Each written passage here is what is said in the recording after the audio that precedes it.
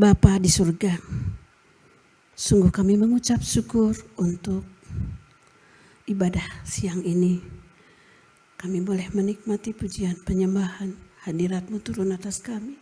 Dan saat ini kami akan dikuatkan melalui firman Tuhan yang boleh kami dengar. Roh Kudus, pimpin sertai dan kuasa-Mu nyata. Melalui firman ini kami akan semakin kuat. Dan kami bisa melakukan firman, menyatakan firman dalam kehidupan kami hari lepas hari. Dalam Yesus kami berdoa dan mengucap syukur. Amin. Ya, shalom. Puji Tuhan, siang ini saya bisa berada lagi di sini untuk bersama-sama menikmati firman Tuhan yang luar biasa.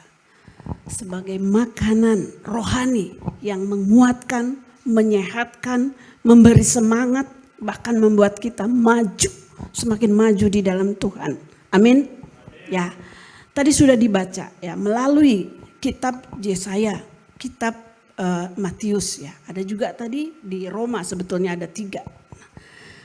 Saya ambil judul Raja Damai sebagai sumber pengharapan. Yesaya sudah mengatakan bahwa taruk ya, itu akan tumbuh, akan timbul melalui Isai, ayahnya Daud. Ya. Siapakah dia? Kita sudah tahu semua. Nah, tadi sudah dinyalakan lilin 2. Masa Advent kedua.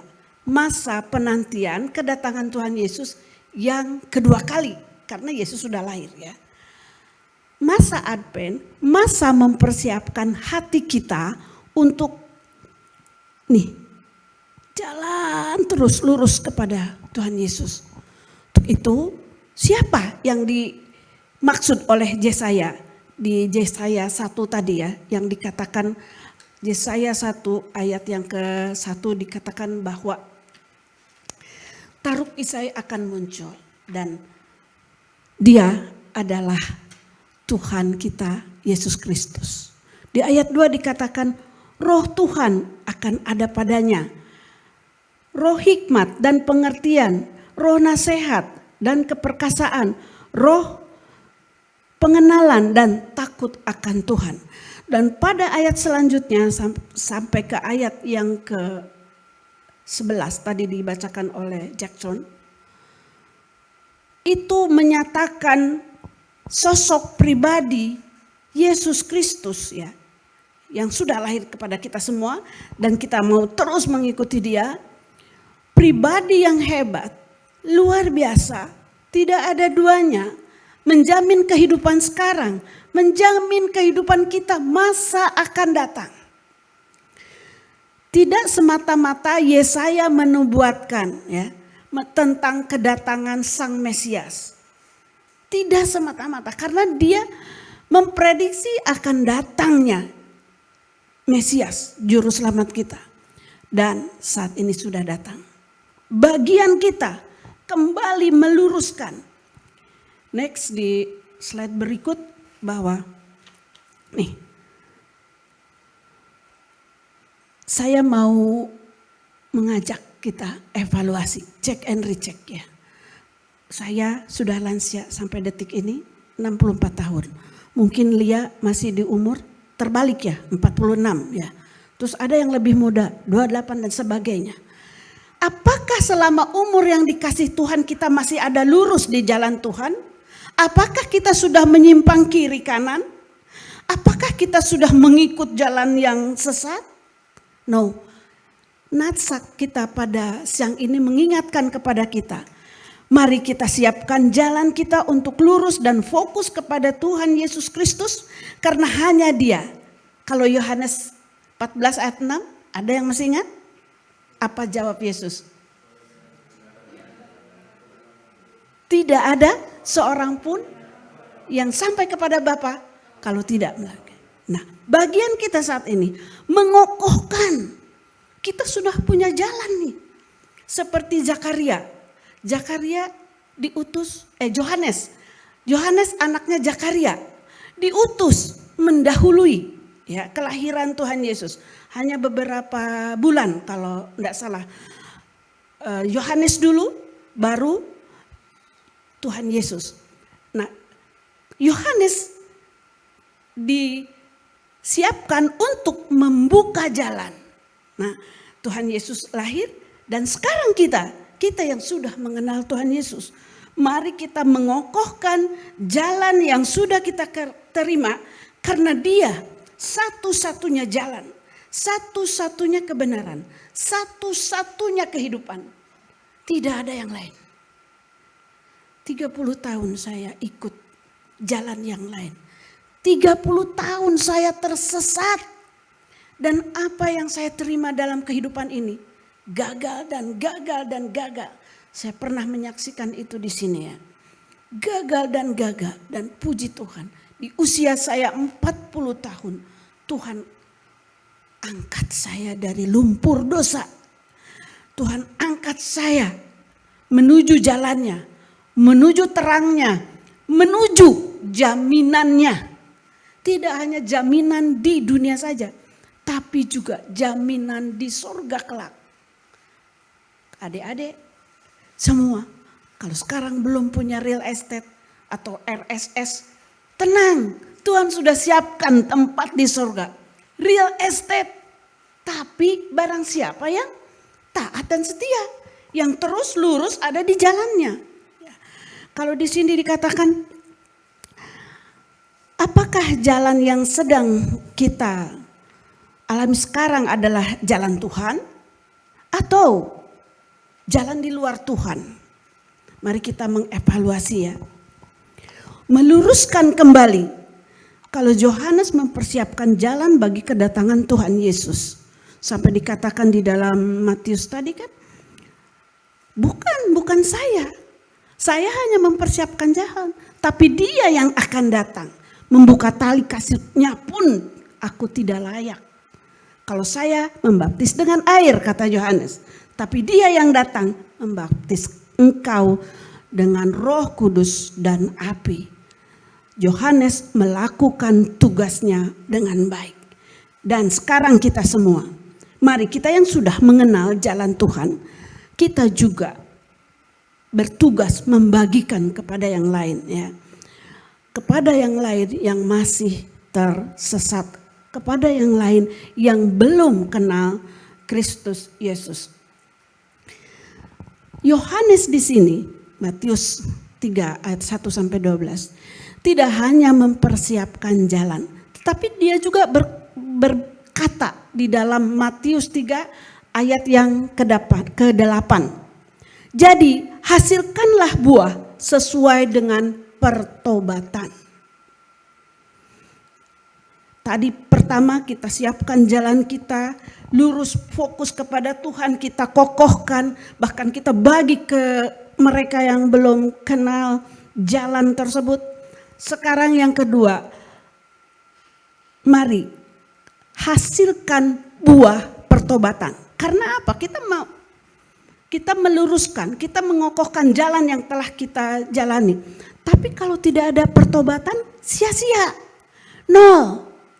Ya, misalnya yang masih merokok, stoplah. Tidak. Yang masih suka bohong dikit-dikit, stoplah. Atau yang masih ragu-ragu dengan firman Tuhan, mari kita semakin dan belajar yakin dengan firman Tuhan. Kita yang masih belang betong, tahu enggak? Baca Alkitabnya, hari ini baca, besok enggak, besok lusa enggak. Mari kita membaca, karena inilah jalan. Inilah kebenaran dan hidup. Mari kita tingkatkan. Nah, pertobatan itu bukan artinya terus kita mengaku dosa dan stuck di situ, tidak. Mari kita tingkatkan kerohanian kita, ya. Tidak hanya kita sudah tahu jalan, sudahlah, sudah tahu kok jalannya ke surga, udah tahu kok Yesus memberikan jaminan kehidupan layak, rumah, real estate. Tidak. Kita harus tahu apa kehendak Tuhan Yesus. Matius 28 ayat 19-20. Yuk, mari kita bawa mereka kenal Yesus. Karena apa? Kalau belum sampai ke ujung dunia, Injil diberitakan, belum habis kesudahannya. Dan sekarang kita tahu semua ya, kalau kita lihat di TV, bencana Semeru, Lumajang, lahar, bencana Aceh ya, Sumatera Utara, Tapanuli, Padang. Kemarin ada di Bandung Barat juga ada korban 3 orang. Kalau kita berandai-andai ya, Bapak, Ibu atau adik-adik di sini, umumnya adik-adik. Kalau berandai-andai ya, Tuhan hari ini datang sama kita, menjemput kita. Apakah kita sudah siap? Seperti yang di Aceh itu. Tiba-tiba sudah kegerus dengan lumpur dan tidak bisa terambil jenazahnya. Ada satu bayi, bayinya selamat, orang tuanya enggak. Dan dia akhirnya dikembalikan kepada kakek neneknya. Orang tuanya tidak terselamatkan. Nah, kita berandai-andai, jika Tuhan manggil kita saat ini, apakah kita tetap ada di dalam iman kepada Dia? Apakah kita yakin kita sedang berpegang, kalau naik bis kota tuh kita sedang megang kuat Tuhan Yesus? Sehingga kalaupun lumpur terus datang tsunami sama kita, kita tetap megang Tuhan Yesus. Nah, nats ini mengingatkan kepada kita, pentingnya kita terus fokus kepada Tuhan, memegang teguh Tuhan, sehingga kalaupun kematian menjemput kita detik ini, hari ini, tetapkan kita tetap menyadari Yesus ada di dalam hidup kita. Dan surga menjadi bagian kita. Amin. Yang kedua tadi ya, jadi hasilkanlah buah pertobatan. Tidak stuck di sini, tapi setelah pertobatan kita semakin maju di dalam Tuhan, menjadi saksi Tuhan, menjadi hamba Tuhan, sampai akhirnya Tuhan panggil kita masing-masing. Next, nah di Roma pasal 15 ayat 4 sampai 13 ya. Kita mau terus, tadi sudah dibaca oleh adik kita tadi bahwa Tuhan Yesus itu datang ya, memberikan jaminan hidup. Yang ketiga, bagian kita tetap di jalan Tuhan yang lurus, fokus kepada Tuhan dan selalu memuliakan Tuhan, selalu membesarkan nama Tuhan, selalu bermazmur untuk Tuhan. Jangan sampai, oh kalau nggak ada saya itu nggak bisa, oh itu karena saya, oh jangan, kita nggak ada apa-apa. Seperti tsunami di Aceh, seperti Semeru di Lumajang, begitu datang banjir, udah tidak ada apa-apanya. Mari kita selalu, kalau kita ada, sampai saat ini kita ada, bisa bernafas lega, bisa hidup sehat, bisa menikmati segala yang Tuhan beri. Itu semua karena anugerah Tuhan. Jadi layaklah dia dipuji, disembah, dimuliakan. Dan selain dari itu, waktu kita membesarkan nama Tuhan, memuliakan nama Tuhan, kita tahu dia sumber pengharapan kita. Pengharapan kita pastinya banyak. Pengharapan Arda menjadi pendeta yang pakai ini putih di sini kan? Harapannya Lia tahun depan bisa kuliah STT. Harapannya Lia kuliah STT, Lani sama Bapak di depan kuliah STT, semua menjadi pelayan Tuhan. Karena Tuhan tidak melihat background kita apa, tidak melihat kita apa ada apa dengan kita, enggak. Tuhan itu melihat hati. Maukah kita menjadi hambanya? Maukah kita menjadi perpanjangan tangan kasihnya? Maukah Tuhan pakai menjadi berkat? Seperti moto STT, diberkati, diberkati, diberkati untuk menjadi berkat. Jadi berkat, jadi berkat. Dimanapun, volunteer kalau dibilangnya. Saya pun sesudah lulus dengan Arda, sebelum lulus masih kuliah sekolah SD, sekolah dasar, ngajar di sana sebagai volunteer. No imbalan, No, apa-apa. Karena apa? Bos saya Tuhan, gak mungkin dia gak kasih. Betul, betul. Dikasihnya lebih dari UMR, lebih. Percaya, waktu kita memberi diri dengan ikhlas, memberi diri dengan hati, memberi untuk pelayanan, memberi untuk jadi berkat. Firman Tuhan dibagikan, banyak orang bertobat. Limpah, limpah, limpah berkat.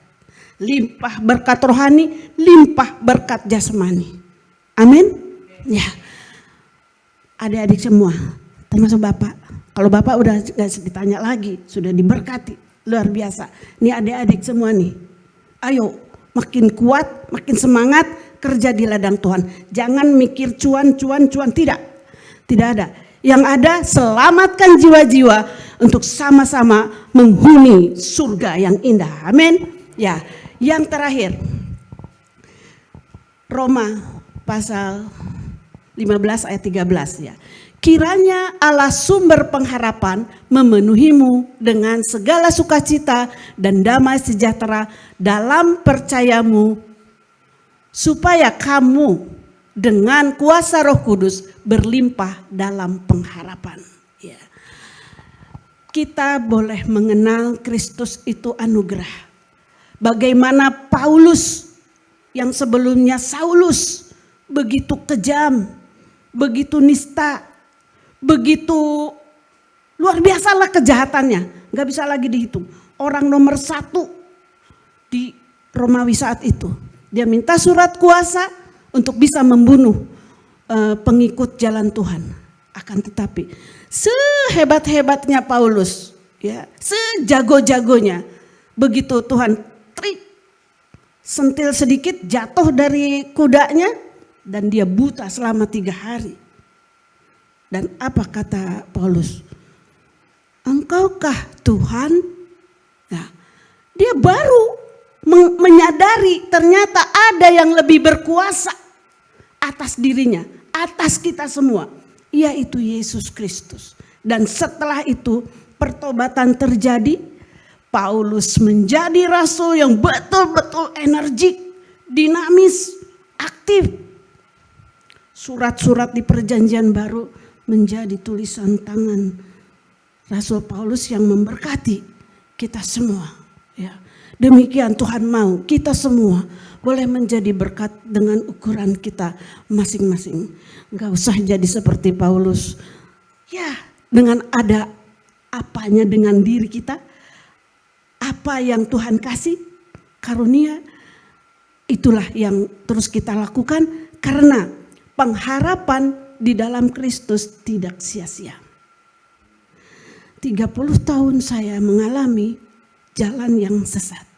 Setelah saya mengenal Kristus, puji Tuhan.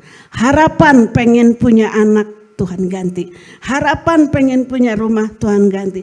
Harapan ingin mengenal Tuhan lebih dalam lagi, Tuhan beri. Seperti saya kemarin kuliah 4 tahun di STT, kerinduan mengenal Tuhan lebih dalam dan ternyata terbukti. Kalau saat ini ada semua karena anugerah Tuhan. Harapan ingin punya cucu, puji Tuhan. Tuhan kasih walaupun jauh di sana dekat ini daerahnya Kristi, tapi ya bisa ke sana. Itulah semua harapan di dalam Tuhan tidak ada sia-sia. Karena kita punya Yesus Kristus sebagai Raja yang datang sebagai sumber pengharapan. Amin. Mari kita berdoa. Bapa di surga, kembali kami mengucap syukur, terima kasih. Kami boleh menikmati firman walaupun singkat, tetapi biarlah firman ini berlandas dan sampai kepada hati kami masing-masing. Kami semakin dikuatkan, semakin semangat mengikut Engkau, menjadi hamba-Mu, menjadi saksi-Mu dimanapun Tuhan tempatkan kami masing-masing. Boleh diberkati dan menjadi berkat. Terima kasih Tuhan, terpuji nama-Mu. Dalam Yesus Kristus kami berdoa dan mengucap syukur. Amin.